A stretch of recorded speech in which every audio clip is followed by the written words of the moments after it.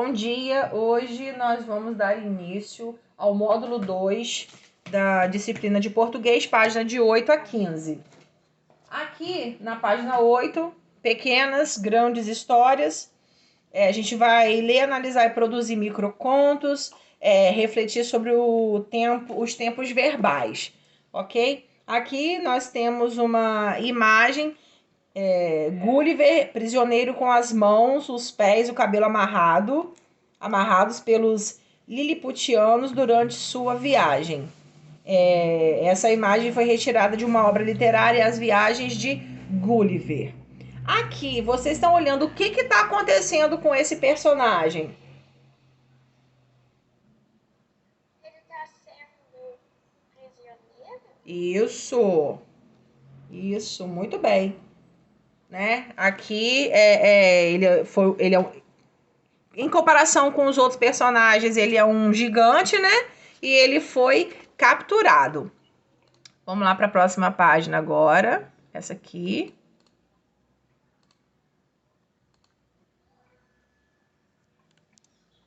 Agora a gente vai falar um pouco sobre microconto, tá? O conto é uma narrativa curta de poucas páginas. Já o microconto, que também é conhecido como mini conto, é uma narrativa ainda menor, com tamanho de mais ou menos uma linha, tá? O microconto é algo bem pequenininho, gente, bem pequenininho. Então vamos ver aqui, olha o título desse microconto: Sono.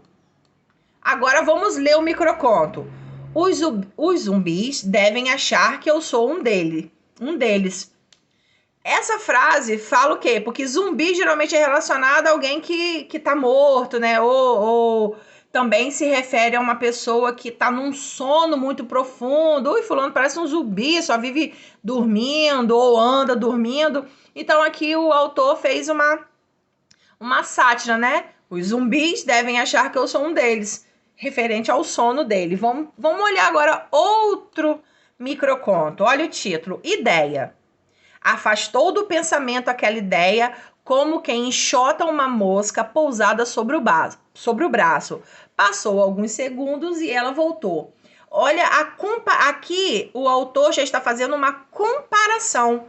Ele está comparando a ideia, tá? Ideia, pensamento, com uma mosca. Às vezes não tem aquela mosca chata que fica pousando no seu braço, você enxota ela, você toca ela, ela sai, mas depois ela volta. Aqui ele fez essa comparação com a ideia também. O autor disse que afastou aquela ideia, mas a ideia era igual uma mosca, que você enxota e ela volta. Então ele quis dizer que a ideia também foi a mesma coisa. Ele tentou tirar aquela ideia do pensamento, mas a ideia daqui a pouco voltou de novo. Vamos lá para a próxima página, ver mais outros dois microcontos. Aqui, ó. O microconto Tão Jovem. O doutor tinha garantido que não era nada grave. Quando você ouve isso, olha a frase. O doutor tinha garantido, o médico, tinha garantido que não era nada grave. Aí você olha pro título e vê Tão Jovem. O que vocês acham que aconteceu aqui?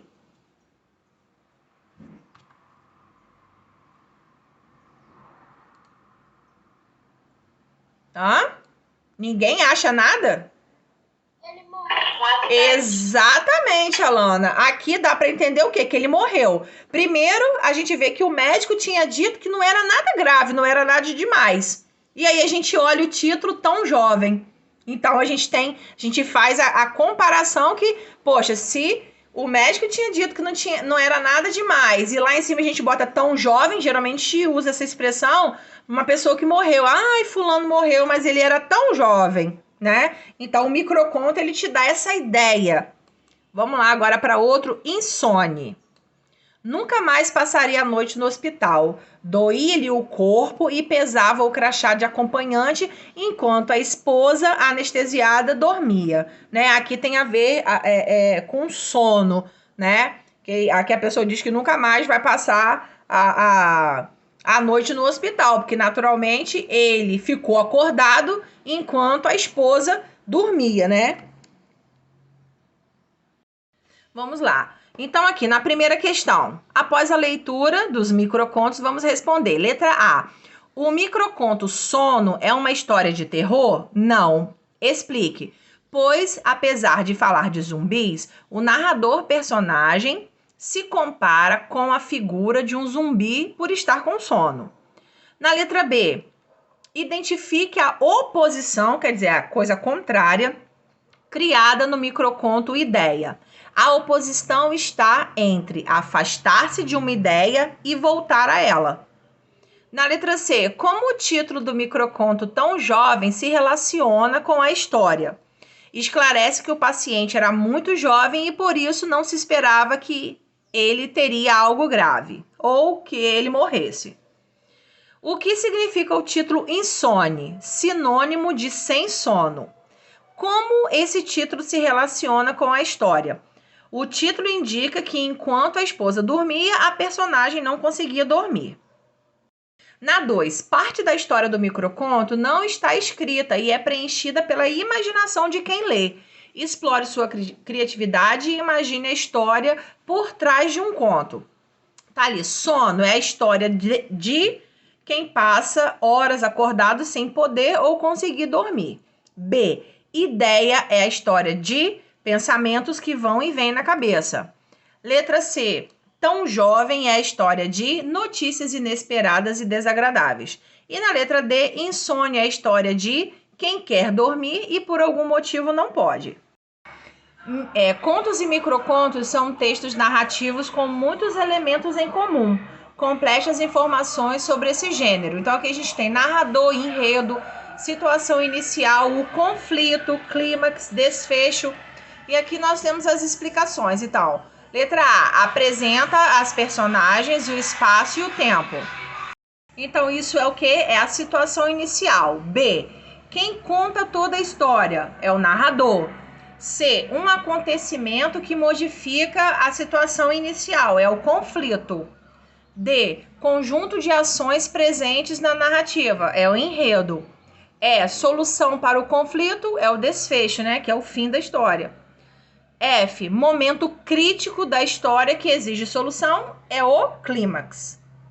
Na segunda questão, em relação ao enredo nos microcontos, responda as perguntas a seguir.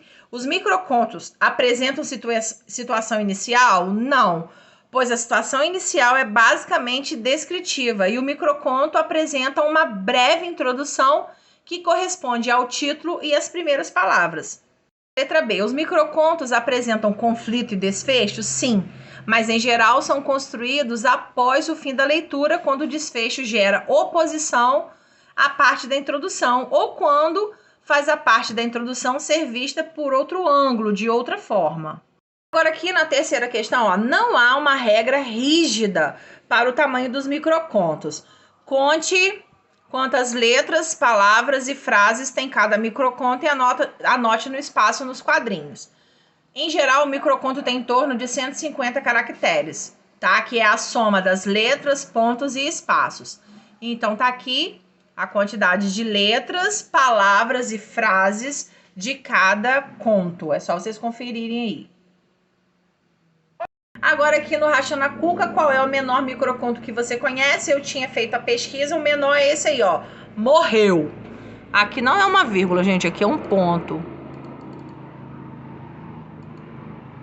A gente bota entre parênteses porque a gente retirou de algum lugar, né? Então o microconto é morreu. O autor Marcelo Rota, número de letras 6, número de palavras 1 e número de frases 1. Quem estiver pedindo o número de caracteres é só botar 7, tá? Na quarta questão, complete a seguir o esquema gráfico sobre a composição do microconto.